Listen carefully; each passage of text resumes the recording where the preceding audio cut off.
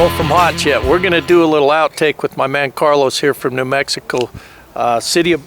I'm from the town of Bernalillo. Town of Bernalillo. We also got a big diesel running in the background, but I want you to tell your story. I heard his story and I thought, man, this is Hot Jet TV material. So tell us about your first, it's really the Extreme Flow 3. It's the twin engine 70 horsepower. So tell us a little bit about that. Well, we've had it for about 12 years now. Not many problems with it. It's still going as of right now. It's still running. The hour meter ran out. We ran past that. Yeah, so they ran out of the hour meter. I heard that as well. That's the Vanguard motors. And I think we replaced the PRV valve. Just replaced it, right? Yeah, just replaced the PRV and you've valve. replaced a few hoses. And a few hoses. So I also heard you haven't really serviced the pumps. They haven't ever needed service.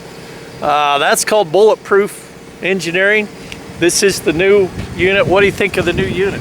The new unit's really nice, really nice. We get the same quality out of the last one, and we ain't got a problem. The only thing we need is gas gauges. Gas gauges on this one. But other than that, it's pretty cool. All the hydraulics and all the different reels. And did you run the remote? The remote, everything on this. You compare to the old model. If you were to see the two difference, you would see the upgrade that we have made. Night and day, huh? Night and day. Yeah. Well, I just like to hear, when I hear those stories, I think, well, that's proof in the pudding. We just don't make it up. 12 years still running. Needed a few part or two. Yeah. But it's just like any other machine. As well as you take care of it, as long as it's going to run.